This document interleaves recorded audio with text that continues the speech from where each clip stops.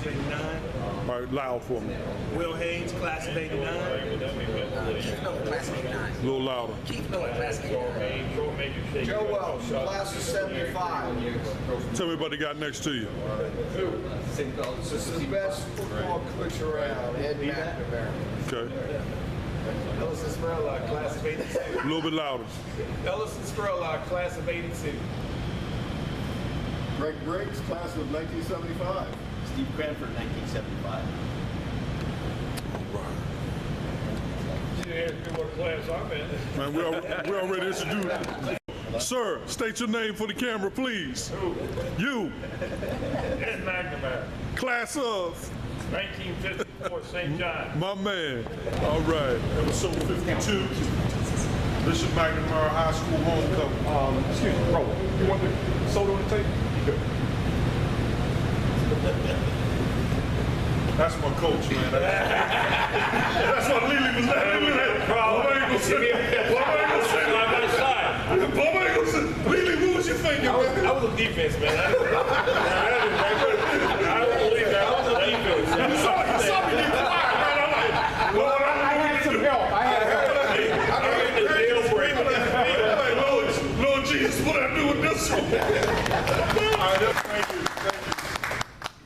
Hey, folks, we are continuing the tradition here at Bishop McNamara High School. It's homecoming week all across the land, but no homecoming is any more special than the one we have here in Forestville, Maryland. I have a plethora of guests here on my panel here at the Roland Grimes, not just sports and entertainment show. Of course, I'm your host, Roland Bubba Grimes.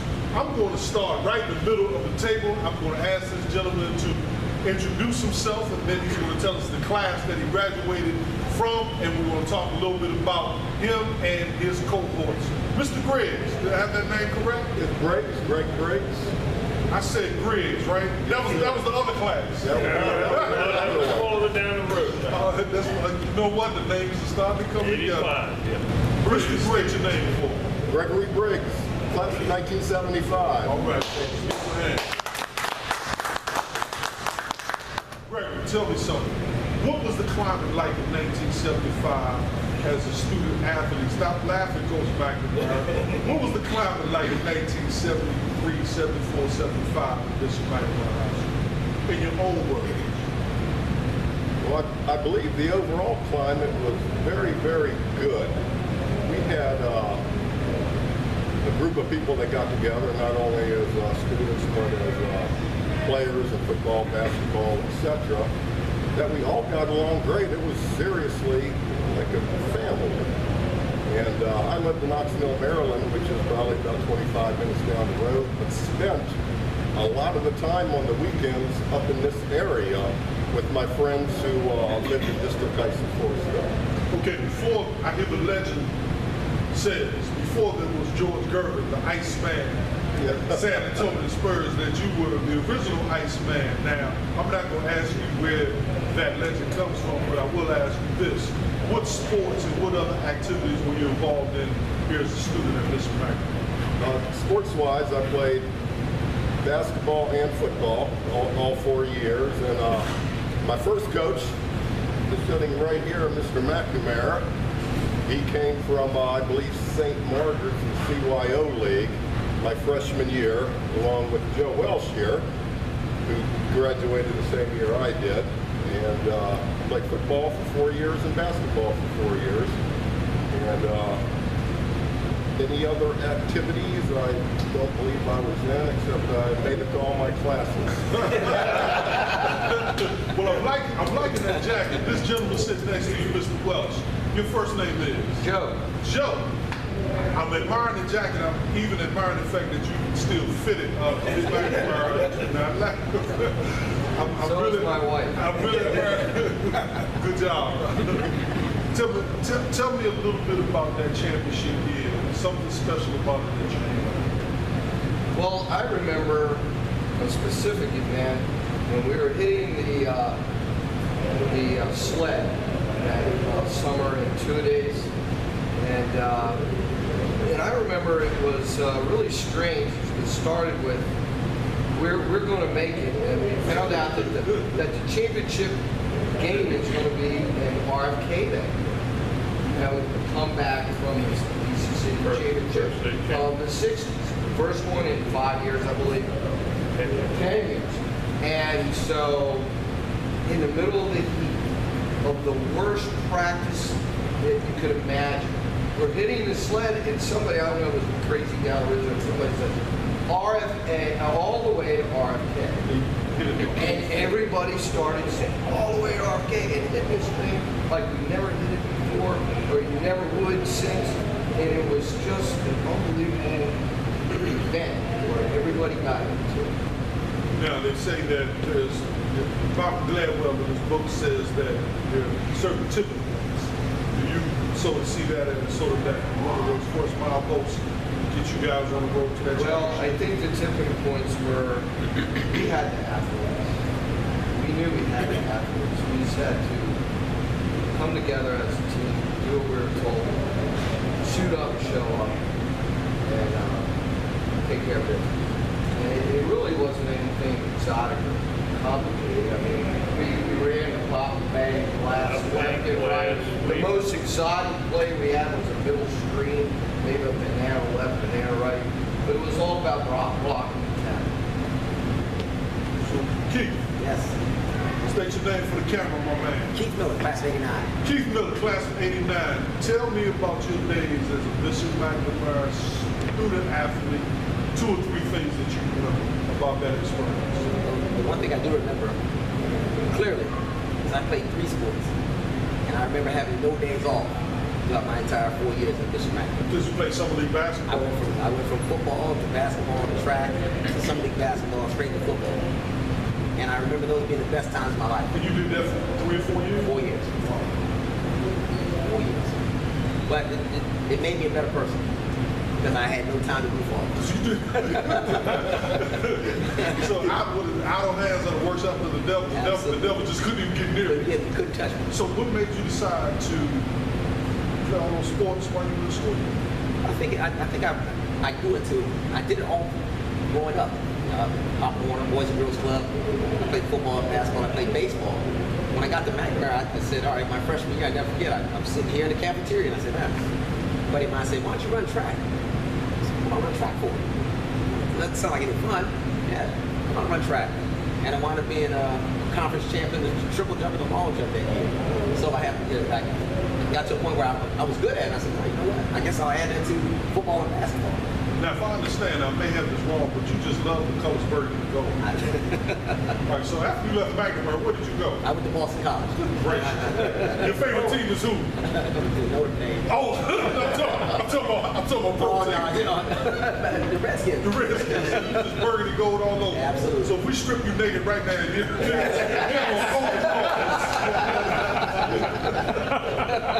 introduce that gentleman next to you. This was a guy who provided all those touchdown blocks for me, Wilford Haynes, class of 89. All right. We don't clap for the pretty boys. We clap for the guys who get the block.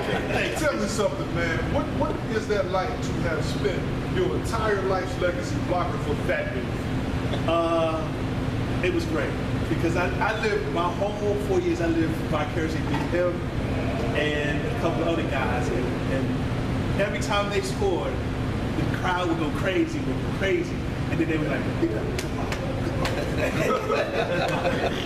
And you know, at the end of the day, when you in the locker room, we know what makes the car go. It's the offensive lineman and the defensive lineman. So we had, I know that we had the respect of our team because we were good at what we did. And if he didn't score, then I know he was like, why you didn't hold it down off a little bit longer so I could get the touchdown. But it was a great relationship. I mean, I totally lived those 4 years. I mean, Keith and I have been tied at the hip since we got him, since we came in at 14. And so much, our daughters are best friends. They're the same. So we've been tied at the hip, and I've always been like that. When I think back when they played Notre Dame in 93 or 92. And I watched that game. He called me from school at 2 o'clock in the morning and said, we beat your boys. So I've always lived vicariously through this guy right here. I mean, every touchdown he scored, I know I had a part to play in it pretty much for that 4 year period. And then when you went on to college, you still felt like that relationship, that kindred spirit. Exactly. Ellison Lee Spurlock. You were part of the championship team. He was a lineman too, so let's get right. You were part of the 1981 WMAC champion, Bishop McNamara High School. Tell me a little bit about that experience. Wow. 2 days, mentioned 2 days. You got a chance to meet people. I mean, let's start off, I guess, freshman year. I don't know if you remember, because that's when McNamara led. Freshmen played JV. So some freshmen were already playing JV at the time. I came from, Southeast DC. I got to meet people from other nationalities, other places. Cultures, and we kept blended and got to know each other. That's what we did about McNamara. And then as far as playing football here, come in and this is freshman year. Then I remember, now I guess we have a nice state-of-the-art athletic, weightlifting program. Remember we used to catch the bus and that's what I think it's a weight program, we got a stage. And so we come along, McNamara's come a long way. And I remember after graduating, coming back and see when they had, that they built this nice fitness room. And I was like, wow, they didn't have that. Look at this. And so I see a lot of progression, and I'm just proud and happy to see it.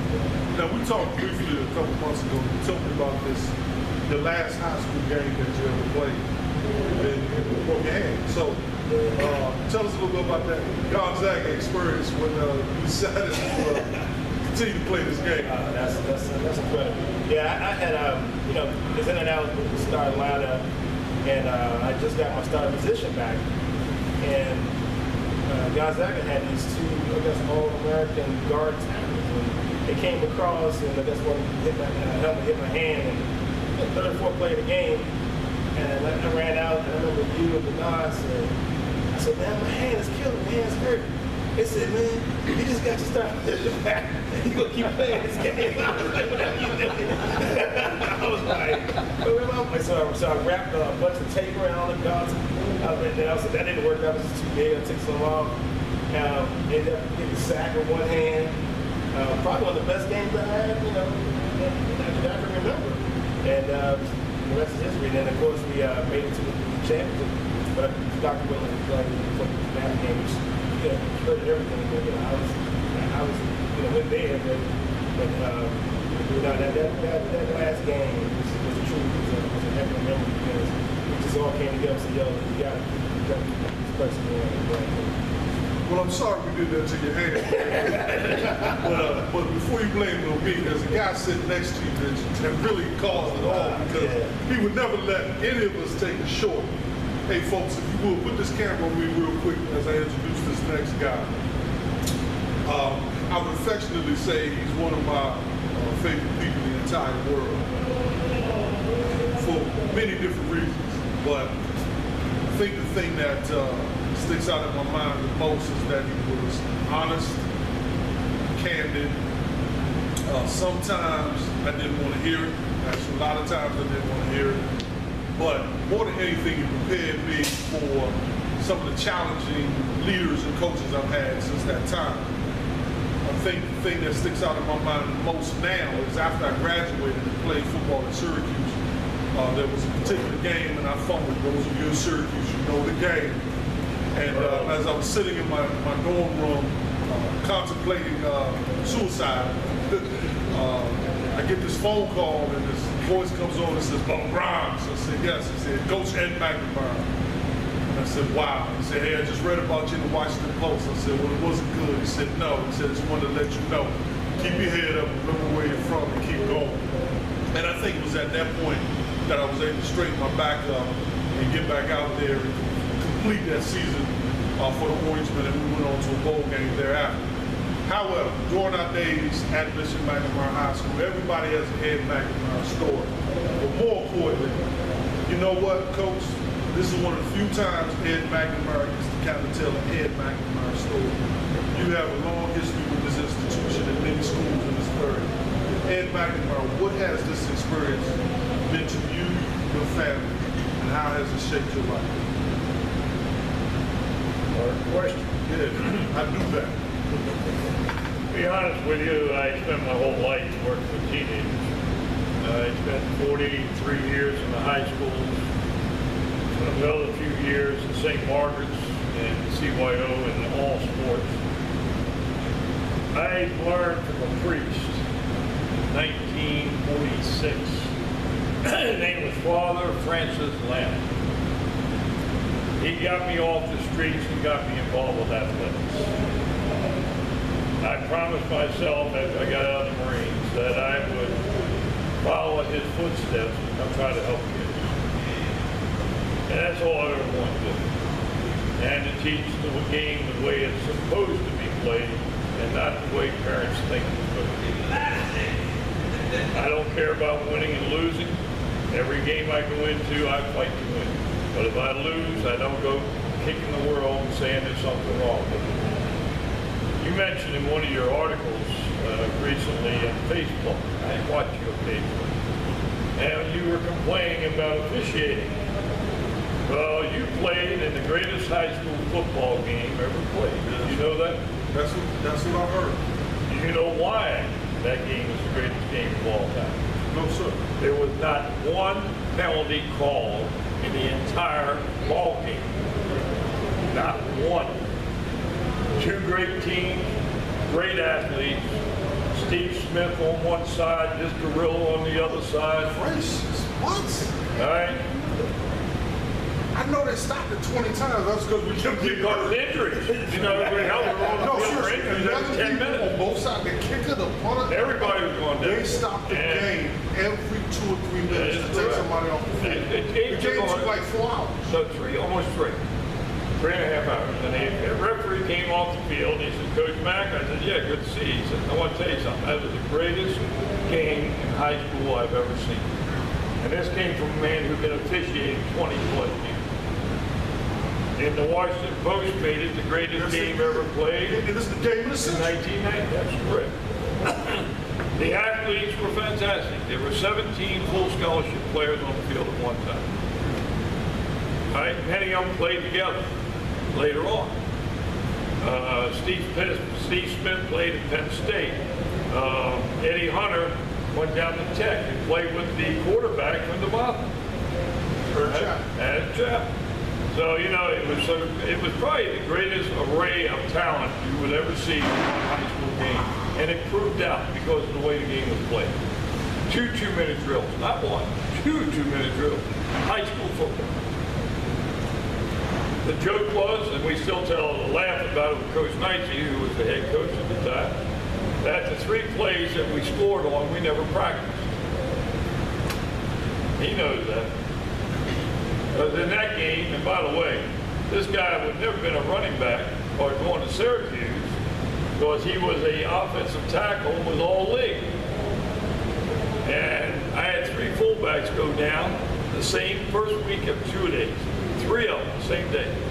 I said, who do you want? I'm taking him. Head coach had a fit. You realize you're taking the best offensive line we got? I said, yeah, I'm going to make him the best fullback in the country. And he turned out, of course, he was a wee bit lighter at that time. A wee bit. Well, you say I always tell the truth now. I can't lie. But with Eddie Hunter at 195 and this guy at 235, and then we had the kid that was scared to death, but man, he could run like a deer. Yes.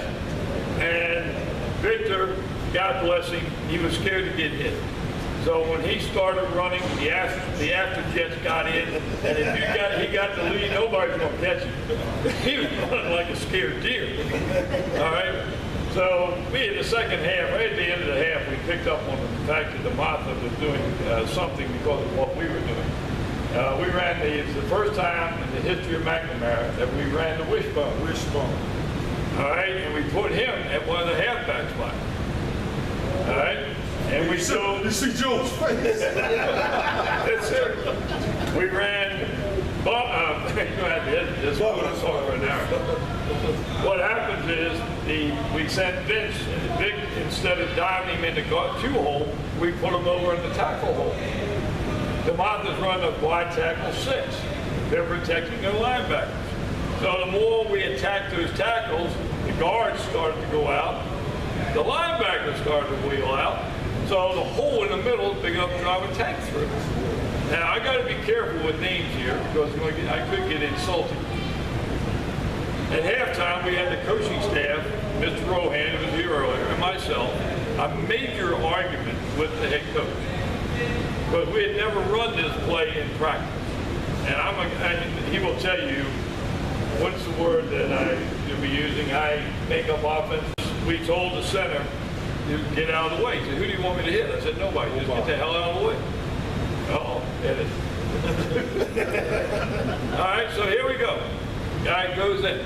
We had the kickoff return man was the slowest human being I ever met for a kickoff return. I asked one thing from him, one thing only: catch the ball. He caught the ball every time, and we always got back to the 35. No problem.